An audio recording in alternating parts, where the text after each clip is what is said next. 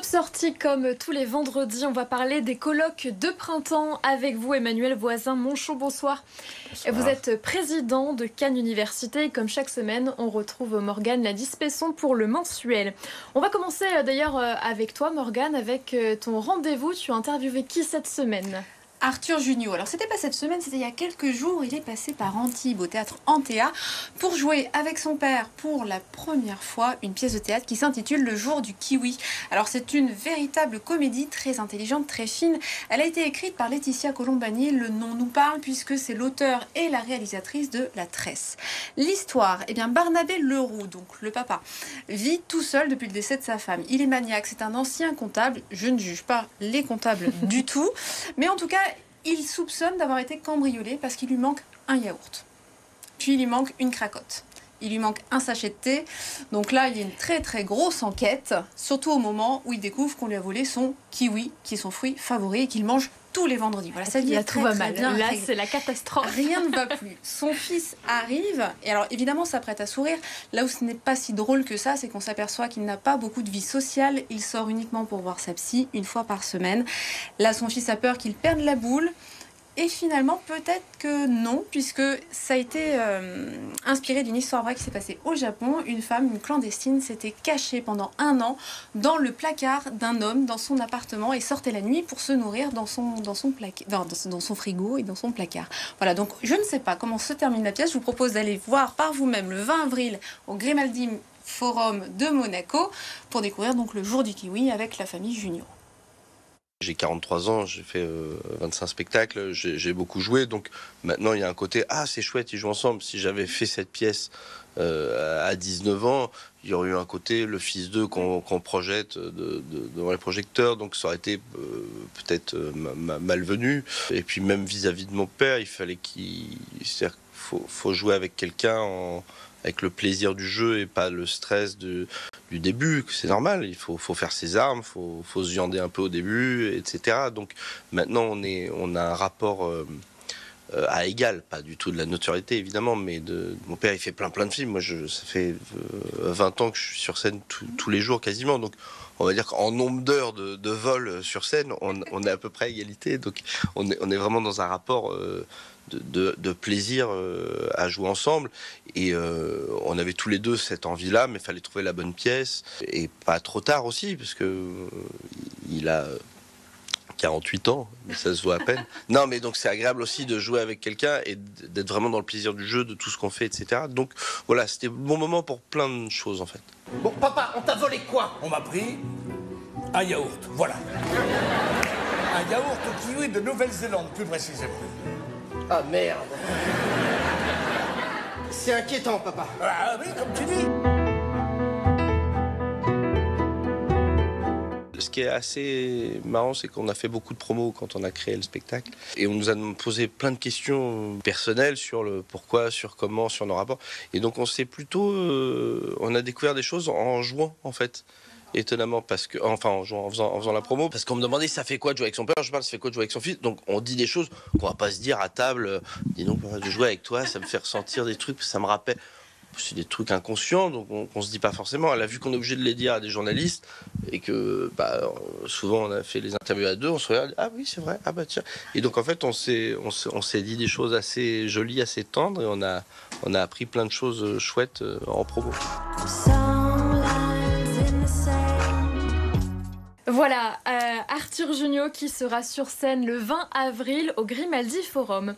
On va parler maintenant des colloques de printemps qui commencent dès demain, samedi 23 mars, dans l'espace Miramar à Cannes. Ce sera à 14h30 à 18h. C'est la 9e édition cette année. Le thème, c'est notre relation envers l'animal. Alors pourquoi ce choix ? Alors, notre association fait chaque année, donc c'est la 9e édition, un colloque dont le but est d'avoir une vision transversale sur un thème de société, un thème porteur, la relation entre l'humain et l'animal, dans un contexte de l'évolution écologique, des recherches aussi d'une nouvelle relation humaine, d'une nouvelle société, sont très très importantes. C'est des thèmes que, quelle que soit la génération, on a besoin, on a une nécessité de mieux comprendre cela et de mieux évoluer. Donc ça fait partie d'un thème qui nous est apparu important aujourd'hui, de l'appréhender sous les angles différents et d'avoir un véritable échange avec des des spécialistes, des penseurs, des philosophes, des gens qui peuvent nous apporter des idées et une vision. Justement, 3 spécialistes vont être présents. Alors, il y en a un qu'on connaît tous très bien, en tout cas, on connaît son visage, ou au moins son nom, c'est Boris Cyrulnik, qui est psychanalyste, Marine Calmet, mais aussi Freddy Isambert. Comment ces 3-là ont été choisis justement pour traiter ce thème-là? Alors, Boris Cyrulnik est très connu en effet, mais c'est vrai qu'on sait moins peut-être que ça a été ce neuropsychiatre a été un des premiers fondateurs de l'éthologie, c'est-à-dire cette relation avec le comportement animal. Il a donc beaucoup écrit là-dessus, et il va nous parler du langage, c'est-à-dire le langage animal-humain, cette relation sous cet angle du langage. Et c'est une autre réflexion qui est tout à fait dans la mouvance de ce que l'on connaît de ses propres démarches et de ses propres recherches, mais c'est un autre angle. Alors Marine Calmet, c'est quelqu'un que nous avions déjà rencontré, qui est une juriste, qui est une militante de la nature, qui notamment a écrit et milité, notamment en Guyane, sur la reconnaissance d'une valeur juridique à la nature et aux animaux, thème là aussi qui est énormément... Voilà, la nature elle-même, la reconnaissance justement pour protéger la nature, pour protéger des forêts, pour protéger des montagnes, des rivières, lui reconnaître une vraie personnalité juridique pour qu'elle puisse être défendue. Et en Guyane, elle a écrit un livre, elle a milité, très investie là-dessus. Elle était venue sur un colloque que nous avions fait autour de la justice, où ce thème avait été abordé.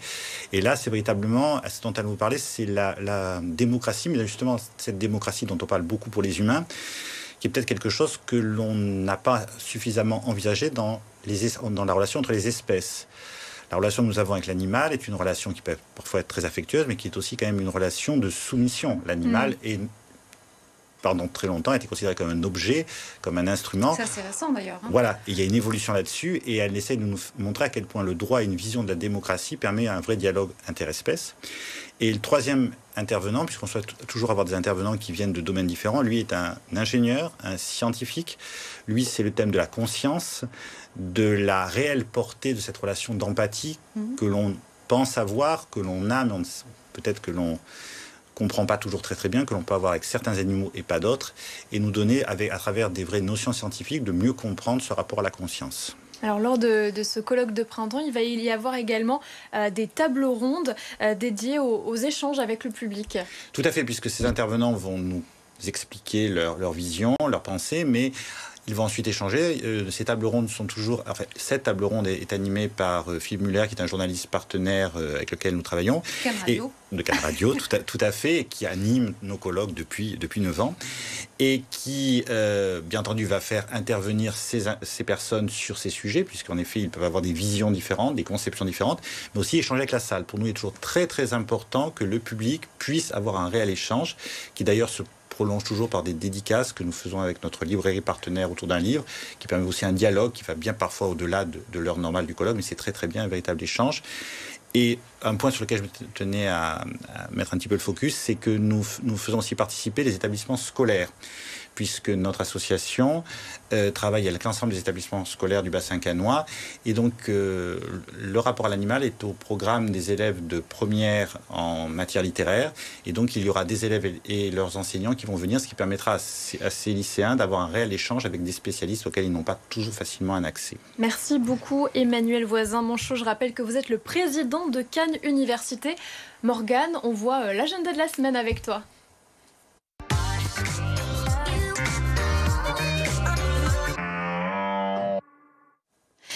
Alors, cette semaine, je vous emmène au spectacle. Alors attention, le titre est long. Les galets au tilleul sont plus petits qu'au Havre, entre parenthèses, ce qui rend la baignade bien plus agréable. Effectivement. 28 mars au Théâtre de Grasse, le 29 mars au Forum Jacques Prévert de Carrosse. Alors c'est un spectacle qui va mélanger des situations ubuesques, burlesques, c'est de l'absurde, c'est de la douce folie, mais en fin de compte, ça parle du quotidien, c'est-à-dire de toutes nos petites papotages qui ne servent pas à grand chose. On parle du temps qui fait, qui ne fait plus, qui ne fera peut-être plus. Bref, c'est le contenu de ce spectacle, mais c'est hyper drôle. Ensuite, un spectacle beaucoup plus poétique, Globe par la compagnie québécoise Les Fous tout court, le 6 avril au Carré de Sainte-Maxime. Là, on est vraiment sur quelque chose qui va explorer l'attente, l'inconnu, la rencontre. On a 2 personnages tout blancs, tout touffus, tout doux et tout poilus qui vont nous inviter à une douceur de vivre. Voilà. Merci beaucoup Morgane Ladis-Pesson. On te retrouve la semaine prochaine pour Top Sortie. Et quant à nous, on retrouve directement Céline Moncel pour l'essentiel de l'actualité.